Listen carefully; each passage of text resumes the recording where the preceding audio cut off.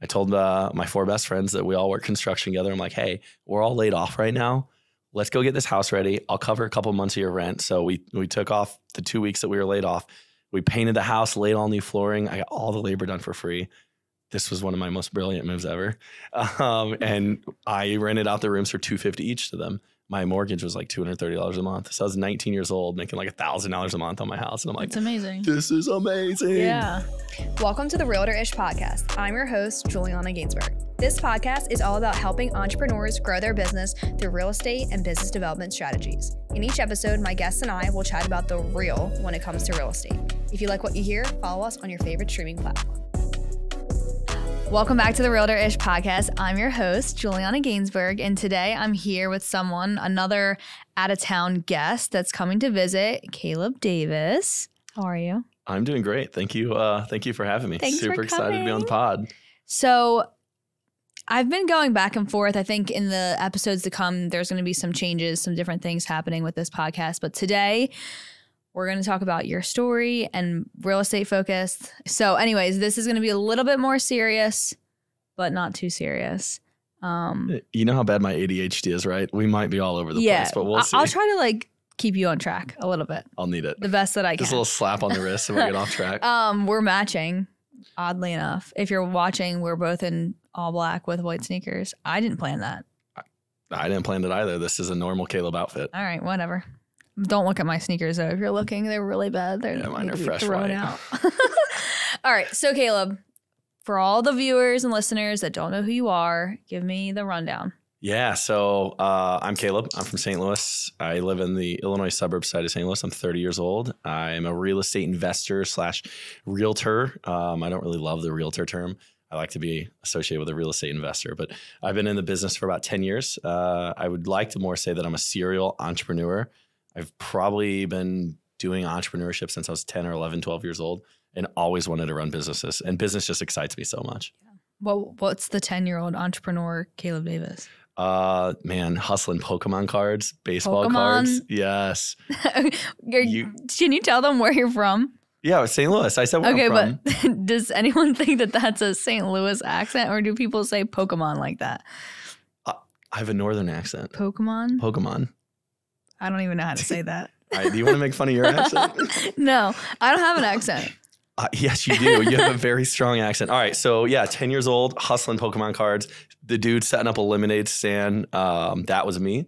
And then when I hit about 14, 15, I was like, all right, now we can go shovel snow. I realized at that age I was really good at talking to people and I had the gift of gab. I knew how to sell. So I would go get 4 of my friends when it's snow and I'd just start knocking on doors. And I'm like, hi, can we shovel your snow? And they'd be like, oh yeah, how much? Blah, blah, blah. $30. I give my friends $20 to shovel it. I'd go down and knock on more doors. Oh yeah. And you just thought of that or did you have someone in your life that was No, so that was, I don't know, maybe I did. So my grandpa was a very, very successful entrepreneur, went bankrupt in the 90s, but he was making, according to him, in the 80s, like $10 million a year. And sometime in the 90s went bankrupt. That's a story for another day. Yeah, that was a lot of money. I saw what their old house used to be and I'm like, holy cow. Yeah. Sadly, I was born in the 90s and I didn't get to experience any of that. So grandpa, dad, entrepreneurs. So I'm sure I got some of it from them.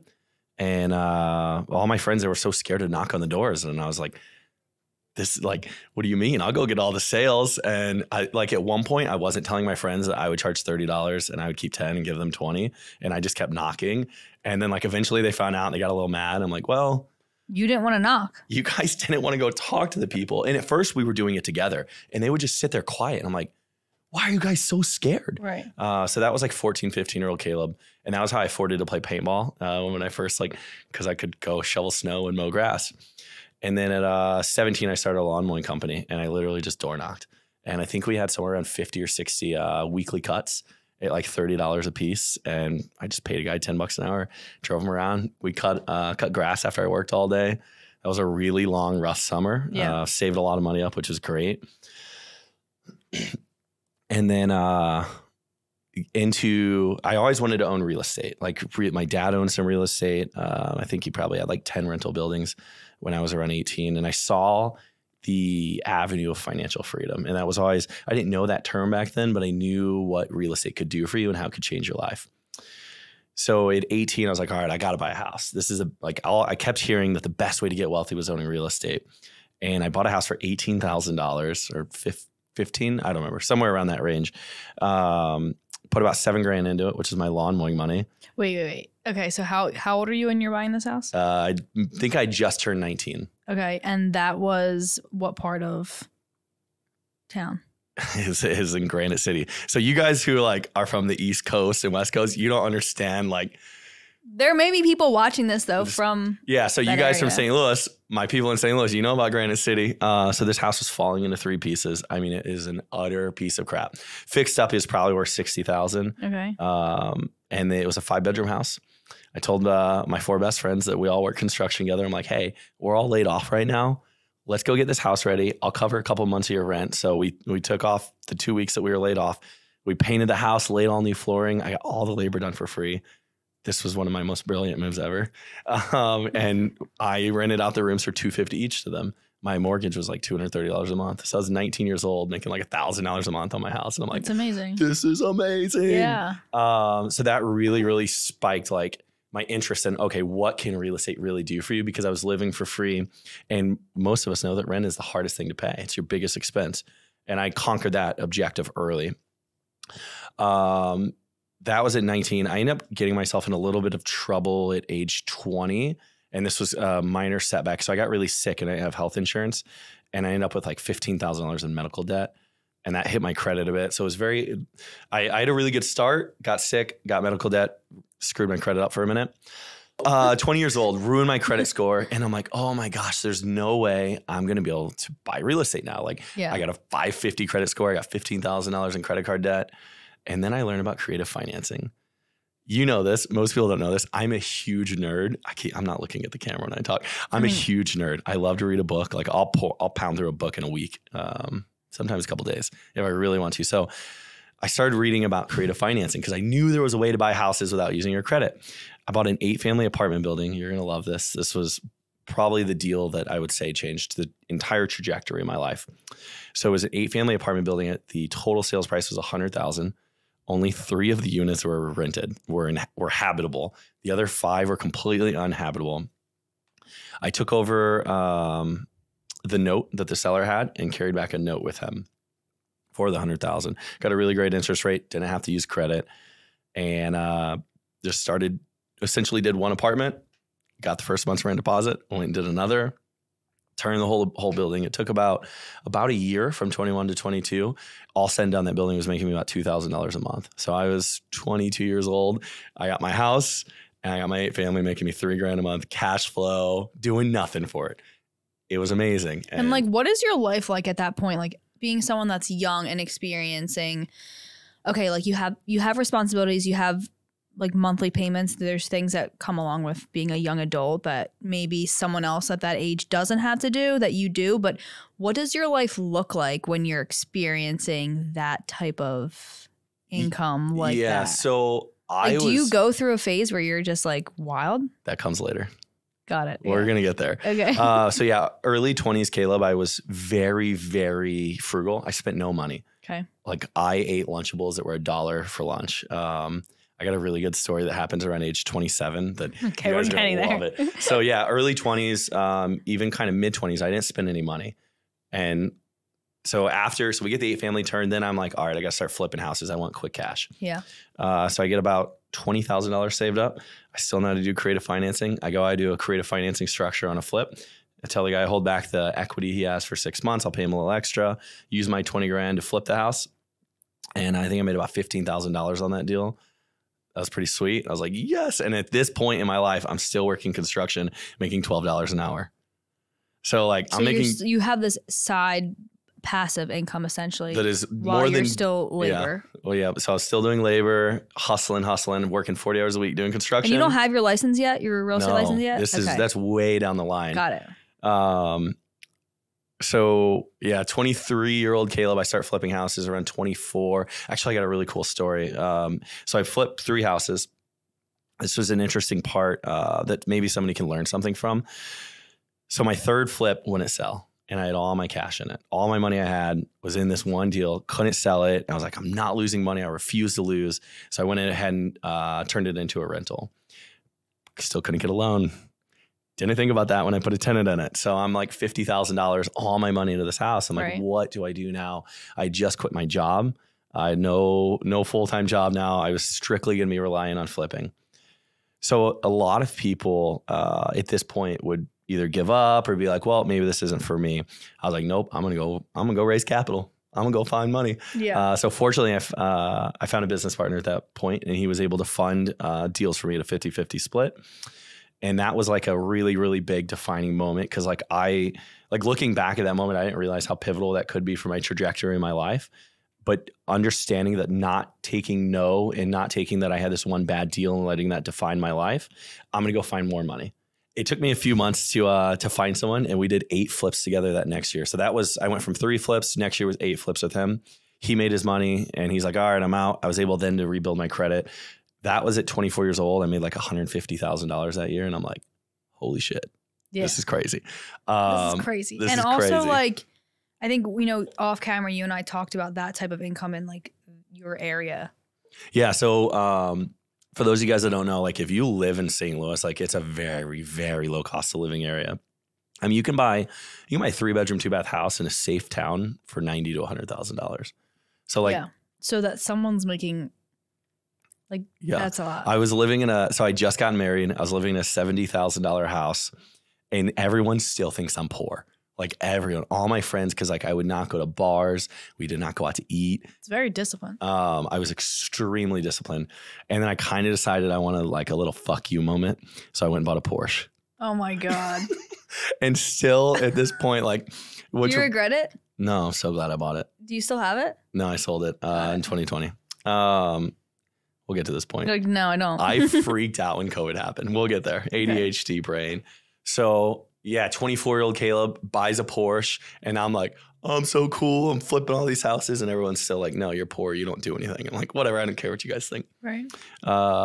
So, and then 25 was, I kind of like, I don't know how much we've talked about this. I really believe in the big why a lot, because at 25, I really like lost my purpose in life, and I was making all this money.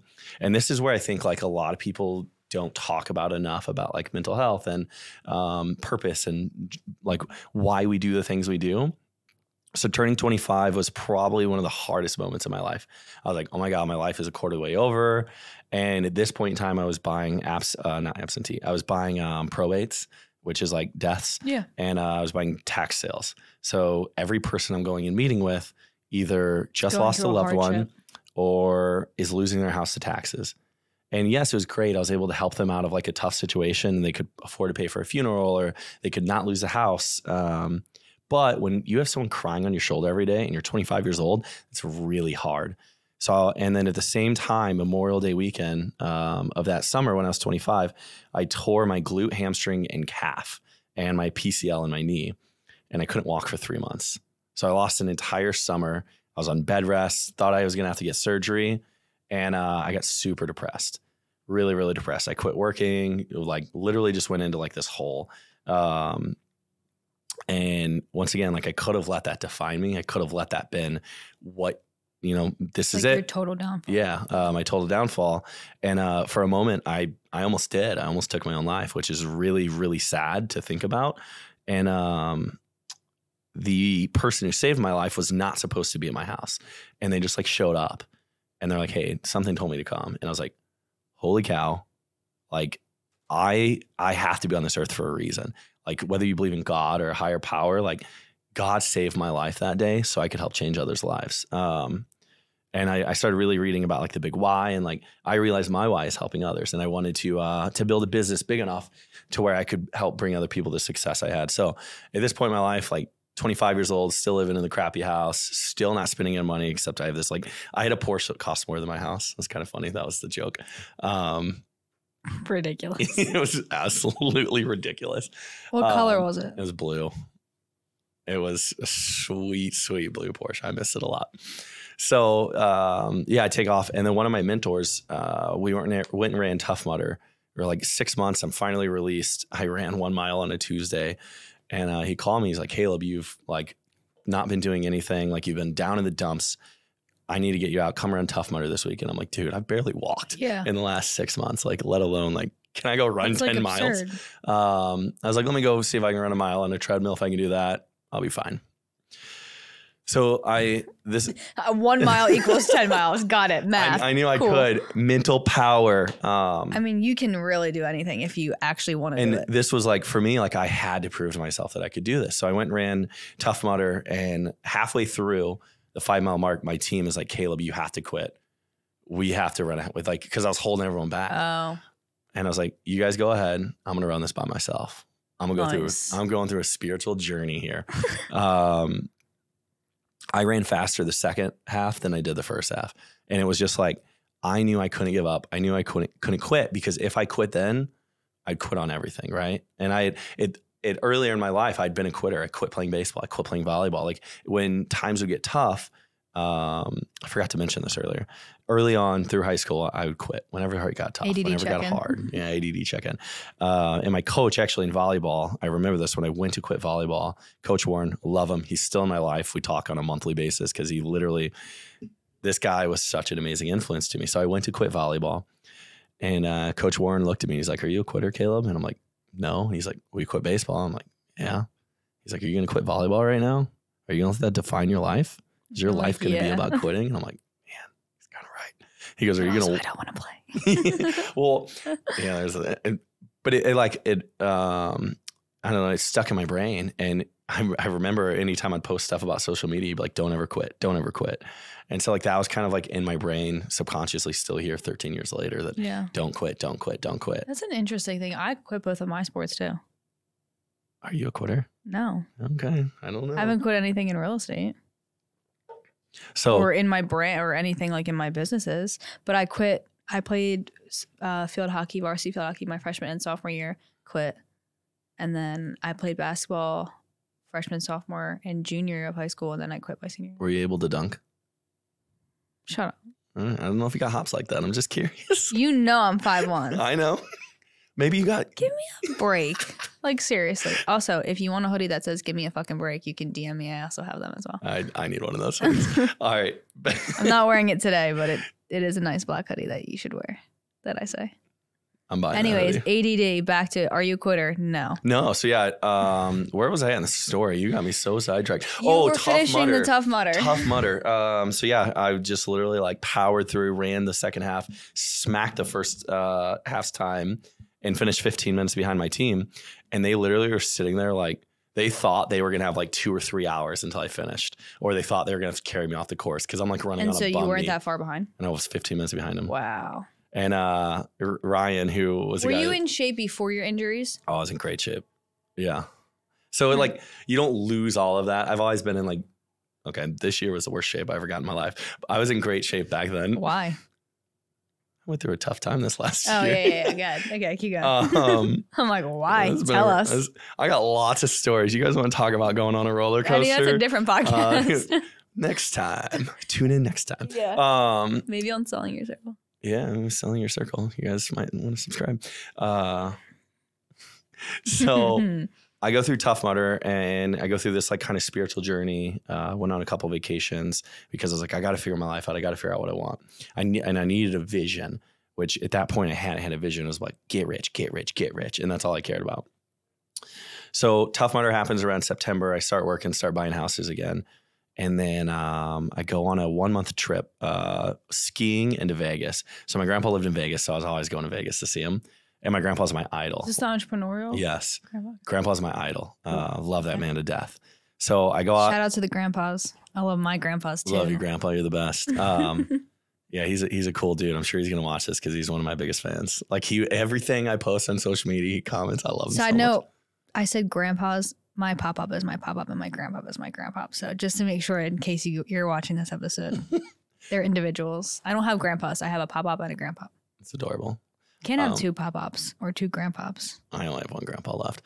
But was one of them alive? Were they both alive at the same time? One died when I was 7 and one is still alive. Did you call that one grandpop too? No, we called him Dog Patch. What the fuck? He was a Dog Patch? He was a dog catcher. He caught dogs. Like that was his job, was to catch stray dogs.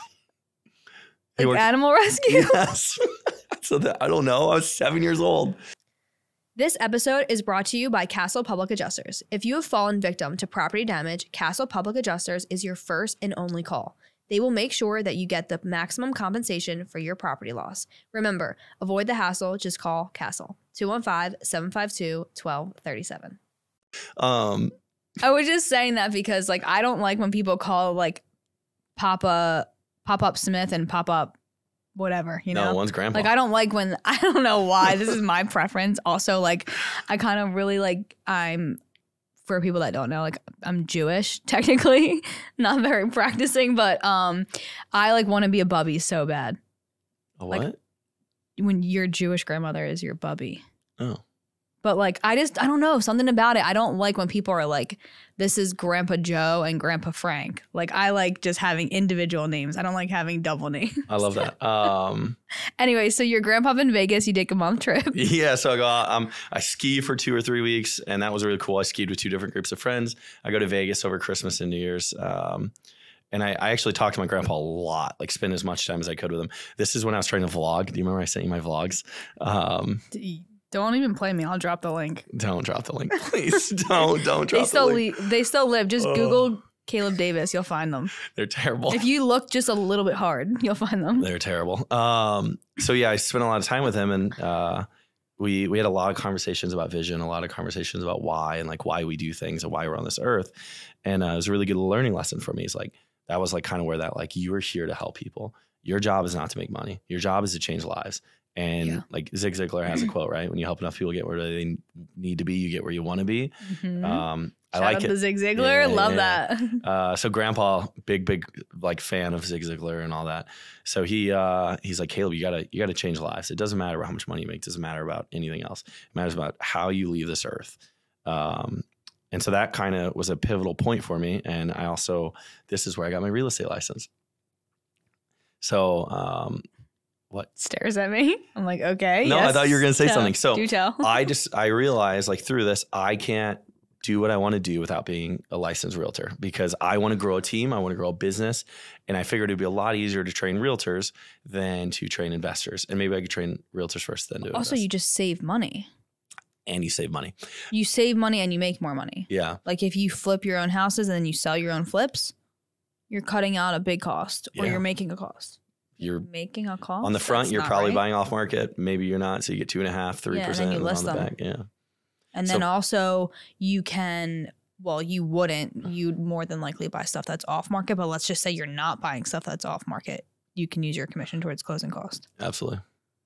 Yeah. So you should get your license if you're flipping houses. Just get, honestly, everyone just get licensed. I probably would have saved. Even if you don't sell real estate, just buy your own. You get licensed, get educated, and buy your own house. I would have saved like $250,000 had I got my license earlier, but whatever. So yeah, I got my real estate license. I built Davis Realty Group, and this is really funny actually. Right as I'm getting my real estate license, my ex-mother-in-law sits down and she's like, Caleb, we want to have a conversation with you. And I'm like, okay. And she's like, we're really worried about like the financial stability of our daughter's life, and like you guys don't ever like, you know, we know you're kind of struggling. And I'm like, are you struggling? Were you struggling? I'm like looking at her. Is this when you owned a Porsche? Yeah. Yes. And they're like, you know, like we just want to make sure our daughter's like going to have like what she needs. And how long have you been married at that point? Like 2 years. And I literally look at her. I'm like, I have $250,000 in the bank. And she's like, oh, okay. They were trying to get me to get a job at Lowe's working at the pro desk to get a more stable income. And I'm like, holy cow. Like people. I wonder like where they got off thinking that. Because I just always said we can't afford it. Because I couldn't afford anything. But you could, you just didn't want to. I just didn't want to, yeah. I could afford whatever I wanted to. I mean, it's really nobody's business. Yeah. But also, I guess like from was she an only child? No, there was 2 of them, but they didn't think I was making any money. Like it was so funny that everyone, my own parents didn't think I was making any money. They just thought this was like a charade. I mean, to be honest with you, like a lot of outside people that are not familiar with the industry or investors or anything in that realm, it seems like a woozy or a wazi. Yeah, I mean, so the interesting thing about why it feels that way is because a lot of the income gap in real estate is massive. Yeah. Your top 10% are making huge amounts of money, and the bottom 90% are making 30 grand a year. Yeah. I mean, there's a lot of people. There are a ton of people just in like Pennsylvania alone that are real estate agents and work part-time and maybe sell one house a year. Yep. Like that's not a real estate agent. Like you have a license and you did a transaction. Like that doesn't count. You know, like you have no idea what's actually going on. And so like people just think of that. And then also there's people like me who joke and say that I have a fake job because some days I decide I don't want to work. So I just don't work because nobody's in charge of me. It's the most bizarre way of living, to be honest with you. I love it so much though. And I love it. However, there are people that talk like that and don't get up and don't ever work and don't make any money because that's how it works. If you don't do anything, you'll get nothing, you know? I told everyone I was working all weekend this weekend as I'm here in Philly. I mean, technically you are. And that's what's so great You're about going our to an jobs. event tonight. You're going to network. You're going to meet other people that might send you referrals that don't have a partner in your area. It's the best. But what I was really just getting at is that the whole like outside perspective, like I joke and say, you know, like, oh yeah, I have a fake job because no one's in charge of me and I can do whatever I want. I mean, but I do work hard. You know, it is stressful running your own business and doing all that stuff. Like I do have a real job, but people outside of that, they're like, oh, you don't have to like tell anyone, you don't have to go into the office. And I'm like, no one is in charge of me. There's no clocking in here. Like, and so like people are just weirded out by that. Or like on a Tuesday night, if somebody like, by choice, I don't drink during the week as much as possible. That's just like my thing. I don't like to do that. I don't feel productive all week if I do that. Like it's just not aligned with my lifestyle.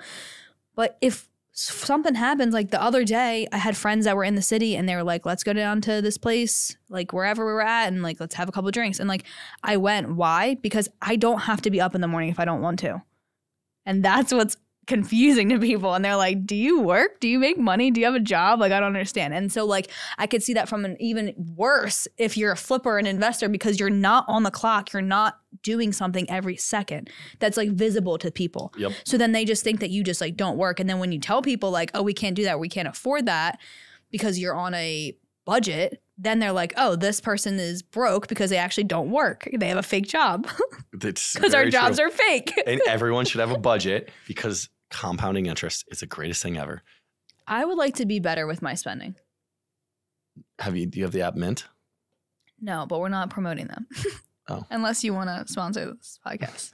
You guys should all get Mint and watch your budget and budget and don't spend more Give than some you free should. promo anyway. I don't care. It's an amazing app. How about you or you can DM me and I will give you this spreadsheet that an agent gave me a long time ago. It's like a Google spreadsheet that works like an Excel spreadsheet that adds up everything for you monthly. And then you can watch all your spending and you can do it on your phone. And it's the longer free version, but I like simple and easy. It's sponsored by me and not a company that starts with an M. So you could do that if you want to no free brand wait deals. till we get a sponsor. No free brand deals. But honestly, I don't like orange flavor, but this Celsius is, I don't know what the hell that is. Dude, I have an Aspire. I've never heard of this mango lemonade, and it is amazing. If you're editing this episode, today we don't have Dom with us, we have Ando. But Dom, if you're editing this or just watching this, I don't know what the hell this is. It's so good. Get more. But this is actually really good, and I normally don't like orange. I'm getting caffeine jitters. I don't know where we were at. So this is like to build the team. Yeah, so I started building the team. Tina comes on board. We hired Nita. We hired Kayla, who was my. We hired Nikki before. So whatever, COVID happens. Dropping all these people. Yeah, no, they're all like great people in my world that were on my team for a long time. I'll name drop them all. Sure, roll call. You want the whole name? No, just go. So COVID happens, and this is where you ask, like, how does like making a lot of money affect you? And this is where I went nuts. Like, yeah, let's hear it. So May of 2020, this month I'm making $100,000, and I'm like, holy cow. Hopefully I don't get canceled for some of the stuff I might say here, but probably. So May of 2020, I got $100,000 in profit on the books. I'm like, I've never made this much money in my life. I don't know what to do with this much money. So I decided I'm going to rent 2 houses next door to each other in the Ozarks, and I'm going to invite everyone. This is May of 2020. And I have 50 people come to the Ozarks. So you had a COVID party? Yes, I had a COVID party. Wow, you definitely should get canceled for this. You literally are super spreader. No, we didn't get any. None of us got it. How do you know? because we already had it. We had it in April before that. So anyway, keep going. This 2020 was like when spending got out of control and I fell off the rails. Like I wanted to party as much as I could. I wanted to travel. I ended up in Miami and this went viral on Twitter. I was there at the Cascade private boat party on the back of a yacht. Mm-hmm. There were 50 of us there. We all were social distancing and Twitter ripped this to pieces. I'm sure. And like my face was in one of the videos. I'm like, oh my God. Like I just like kept barely skirting with like, could be getting canceled, could be getting in trouble. And then the peak pinnacle of it. And like who was canceling? Like who are you worried about canceling? I don't know, KW. I thought I was going to get fired. They can't fire you. You're in 1099. But it was like, it just was not good for the brand. Right. Like, but you were worried about your client base? Yeah. Canceling you? I was. I'm asking genuinely. Like, I don't know who was going to cancel me. I was just worried about it, right? Who's canceling me? I was out of control in COVID, man.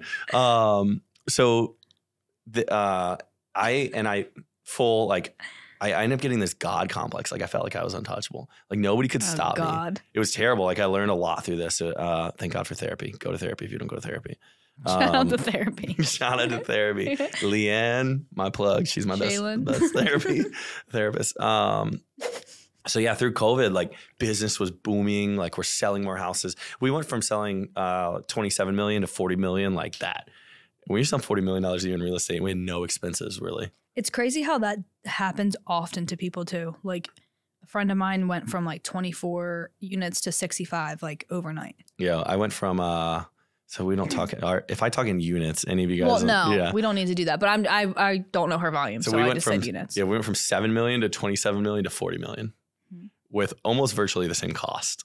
Like one admin, same. Well, that's another thing with the real estate industry that people don't really think about. You can do, if you have a system and a model that works and is scalable, you can pretty much do it for the same cost, whether you're selling 10 million or 7 million. It was amazing. I love this industry. Like, I don't really want to sell for the rest of my life. Become a realtor.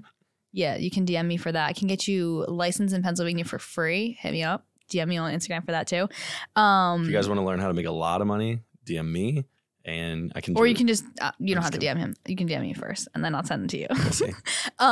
So I don't want to sell real estate for the rest of my life. Me either. Like, I don't want to show houses and run around and be on go on my phone all the time and that kind of thing for the rest of my life. What do you want to do? This isn't about me. What do you want to do? I don't know. You don't know? I just want to sell real estate for right now. I'm just saying I don't want to do it forever. So, but you know what's amazing is you can buy real estate. You can do Airbnbs. There's so many, there's 100 ways to make $1 million in this business. The great Alan Dom once said, we sell real estate for income, but we buy real estate for wealth. So, yes, and for that. But what I was going to say is, like, I don't want to do it forever. Like, there's agents that I know have been in this business that do very great books of business and they enjoy their life.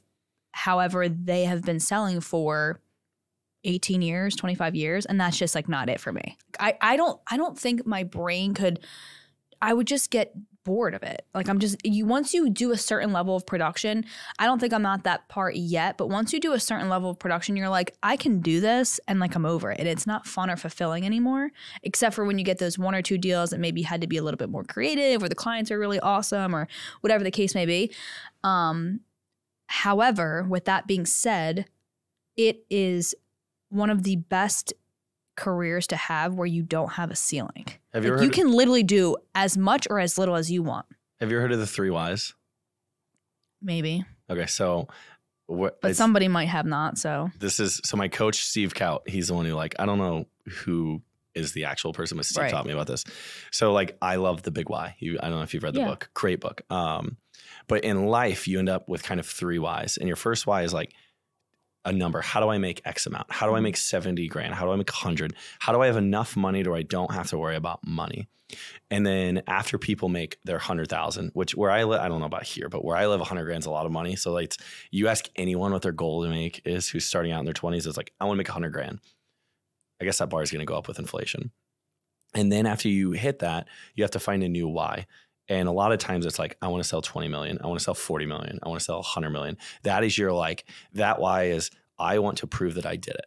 I want to show the numbers. I want to explain to everyone that I can do this. And then that's kind of like where you're at. Like once you know you can do it, you can do it. And the third why, which is the most important one, is like, how do I leave an impact on this earth? And that's the hardest thing a lot of people don't go from, is they don't go from the second why to the third why. They just get stuck on like, okay, I sold 50 million. Yeah. Now what? But if you figure out like what impact you can leave and how you can make the earth a better place, like that's where true happiness comes from, I think. Yeah. And that's why I don't want to sell real estate forever. Does that make sense? Yeah. Hopefully that was like a nugget I just dropped for you guys. Yeah, clip that. No, that's pretty much it. I think fulfillment is a big thing that people think that they don't need, right? Like they think, oh, well, if I hit that monetary level or that goal, and that will give me XYZ, that'll make me happy. And listen, I know that people are like, oh, like money's not the root to all happiness. And I agree. And also I agree that if I had a certain amount of money, that I could do a lot of things that would make me happy. So, or relieve stress from my life. Like there's things that I want to pay for, maybe for family members or for myself, that if maybe they're on a monthly bill. Like if I didn't have a mortgage, that would be less stress in my life. So if I had more money and my house was paid off, then I would be happier. And like some would say, well, then you'll just find something else that will make you need more money, that you will mean that you'll need to make more money to be more happy, and then that kind of thing. But I think that people don't understand. Like I have a friend that he's sober for like 11 years. And we talk about what they talk about in AA a lot. And one of them is when someone is working on going to rehab and then becoming sober and going through that process, they need to find fulfillment. And most of the time that fulfillment is through helping others. Like if you don't have a purpose of helping, then it's hard for you to like want to get sober or like go down that path of like, if you don't have a purpose. So like, what's the reason of getting sober or going to rehab if I don't have any reason to live? And so a lot of that time, the reason to live is to help others. And so I think people kind of miss that gap. Like, I love that shit. I love when somebody makes money because I help them. Like, that is what gets me going. It's the best feeling ever. And I think people kind of miss that gap, and that's when they get unhappy because they're in between that second and third why. Yep. That's why I'm going to spread the word about the 3 whys, because everyone needs to know. Like, I feel like so many people get stuck on it, and there's so many business people who get depressed, and like depression and suicide rates amongst business and high level CEOs is so high. It's insane if you look at the stats. Yeah. I mean, it's lonely too. It's a very lonely place. You lose your purpose. You lose why you're doing it, because like you get burnt out. It's like you sit there and you're like, what is the point of me like being stressed and doing this? Like I could see another friend of mine who's very hard worker. We have joked, like back in the beginning of both of our days, we were restaurant industry people. And she's like, sometimes we talk about like, do you ever just want to like just ghost and go just like make wraps somewhere? Like, let's just make sandwiches at a deli somewhere in the middle of nowhere. And then nobody can find us. And that's it. And like, we never would do that, but it's kind of like a joke that's not funny. Some of my saddest times in my life have been when I was making the most money. And I have a really good friend who he has 3 kids, and he's a union electrician, and he's the happiest guy in the world. He like lives on an acre of ground, and like he's my high school best friend. And I talk to him all the time. Yeah. And like I'm like, dude, I love how happy you are always. Like he's never down, he's never sad. He's the most content person ever, and I kind of envy that. It's so like I feel like I'm always chasing happiness. I'm chasing a new version of Caleb and a new, better me. Speaking of envying stuff like that, like I'm 24. And when I got into owning my own business, running a business, being a real estate agent, I was 20.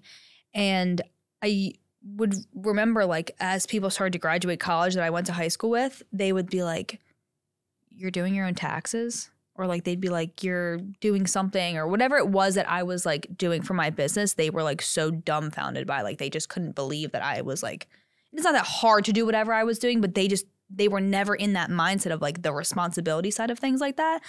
And so I totally just lost my train of thought of what I was about to say with that. Something about being young. Oh, what I was saying was some days when work would get really stressful or I'm dealing with a hard deal or, I have a lot of bills or like it's a slow month. I would think like, imagine what it would be like if I actually like didn't give a fuck and like just got to have no responsibilities and party like a true 21-year-old. Like, imagine actually having the ability to let go like that. I've never had that. I've never been like able to just like let things be. Like, I have had friends that I went to high school with that just like, oh, whatever. Like, I'm just going to like work at this job and like I'll figure it out. Like, I can't just like figure it out. Like, I've always had to like know what my path was going to be and like plan. And maybe that's something that like my father has implemented in my brain as far as like financial planning and like setting yourself up for your life and that kind of thing. And I don't know if people just don't have that from their parents or they just don't have that internal like push.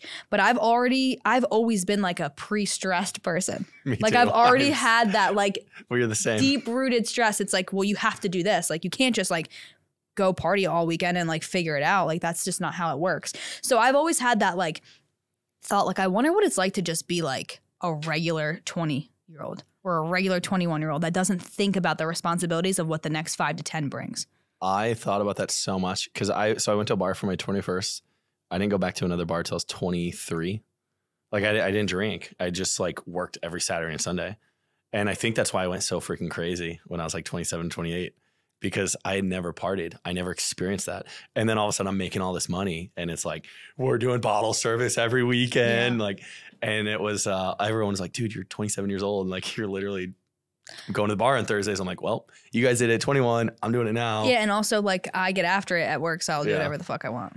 But it made me like, it made me go a little crazy for a couple years of my life. Well, the world shut down on my 21st birthday. Oh, I'm so sorry. So I got gypped. And then for my 22nd birthday, kind of still got gypped. See, where I live, COVID didn't exist. Obviously, because you were in the Ozarks with 50 people. The Ozarks, go look at like Backwater Jacks, CNN. Like, they were flying drones above. It's pretty crazy. Do you want to talk about where you're at now? I think you provided a lot of value in the like path of your building your life. So, where I'm at now, so currently I'm in a big rebuilding phase. I did some partnerships that really went sour and went bad, and you should win or we learn. Yeah, we can. We win or we learn. And the last year and a half has been a huge learning phase for me. I've lost a lot of money because of learning a lot, which I know like that like is going to help me later down the line, right? Like, I'm learning so much right now. That I will never make those mistakes again. Where like right now, these mistakes might have cost me $500,000, but like down the line, they could have cost me 10 million, 20 million. Always makes me want to cry. You're telling me. Always check every paperwork, check every operating agreement, get your own attorney, make sure everything's signed. Never trust anyone. Yeah, that's one thing I wanted to bring up too. It's one thing for you to sign a document. Like I just did, I didn't get burned, but I did a social media like agreement to do some filming with somebody, and I sent it to them and they signed it and they sent it back to me, and I actually never signed it. So like, it's fine. I eventually signed it because I just wanted it to be clean and, you know, everything all good on my end. But on their end, like, they didn't ask me for a signed copy back. So like, yeah, I've been there, done that. They should do that. Lost ownership in a business. No, but I mean, I built. And listen, again, like, they probably see me as a trustworthy person. It's also not that deep. It's not a lot of money. We're talking about a couple social media posts. It's really not. The contract itself is not really that structured for anyone's protection. It's really just an agreement for payment. But I was thinking about that, like, you know, it's one, you can sign something, but if you don't have a copy of it executed, then it means nothing. And we deal with that every day. And to think that we don't even think about that, you know, like, we don't move forward with a deal as a real estate agent until both the seller and the buyer have both signed. If only one signed, it's not executed until all parties have signed. So why don't we think about that more often in other contracts? You know, we get moving fast and we got too many things going on and we forget about it. And trust no one. And trust no one. I used to trust everyone, and I was way too sorry. trustworthy. That just reminded me of, I like quote The Grinch. Oh, I love The Grinch. Religiously. Ando's looking at me like I'm nuts. No, when I Dinner said with myself, can't cancel that again. yeah, well, that's what I was thinking. I was like thinking of Sabbat hunger, tell no one. That's what I was thinking when I said no one. Anyway, okay. So yeah, what's burned. next? So I got burned. Currently in a big rebuilding phase and working on my vision. So for me this year is going to be a lot of like personal growth is my goal. Taking a 3-week trip solo in December, which I'm really excited about. Nice. So where are you going? Asia. Wow. Literally booked the flights yesterday. Very excited. So this year is going to be very much so like figure out what Caleb wants to do again. I have a really great base of people that have been with me for 4 years. And we have a really great team. My admin is probably the best admin I've ever seen. Shout out Allie. Dude, I don't like shouting out people, but Allie deserves to be shouted out. Allie's the plug, man. Yeah. She I want an Allie. If we could clone Allie. I cannot wait until I have an executive assistant. Not that that's technically not what her title is, right? I call her my EA. So she's like director of ops EA, but she's an EA. I just want someone to schedule things for me. Dude, how about this? I was on a plane and one of my flips filled with gas and I didn't even know about it. I landed and the problem was solved. She didn't have to text me nothing. She just went and did it. How did you know then? She told you? I got a Snapchat. So right now I'm in a big rebuilding phase. The biggest piece of advice I want to leave with people, because I know we're running out of time. Hi, your house is on fire, but I solved it. No, it wasn't on fire yet. Is make sure you hire very, very slow, train very, very well, and fire very, very fast. And okay, Gary Keller. That sounded like it came right out of Gary's mouth. It doesn't matter. I'm reiterating that. Got it's it. so important. I used to hire very quick and I had really bad training and I fired very slow. And it was, I'm sure it's literally a Ben Kinney or Gary Keller quote. Yeah. But like it took me a long time to find Allie. And I know now because I have Allie in my corner, we're going to go farther than we ever did. Yeah. Like generally, like I honestly think me and Allie will work together for another 30 years. Like whatever I can do to hold on to her, we're going to. Because like when you get that right person, don't be stingy about pay. Don't be greedy. Give them the fucking world and they're going to help you build an empire. The most important thing is finding partners in your life that can build an empire with you. And whether that's your admin, that's the person you marry, whoever, you have to have everyone in your corner be an empire builder. And if they're not, you need to get them out. I can't believe we talked about all this stuff and barely talked about Keller Williams. I mean, I don't like, it's not part of the show. I just think it's funny. I mean, like that's how we met. We did. We met in Austin. KWYP. Actually, we met before that through social media, but we met in person at a random dinner in Austin. Yeah, and that's on networking. And look, I had Caleb here. I've had Winnie Rogers here, all from different parts of the country.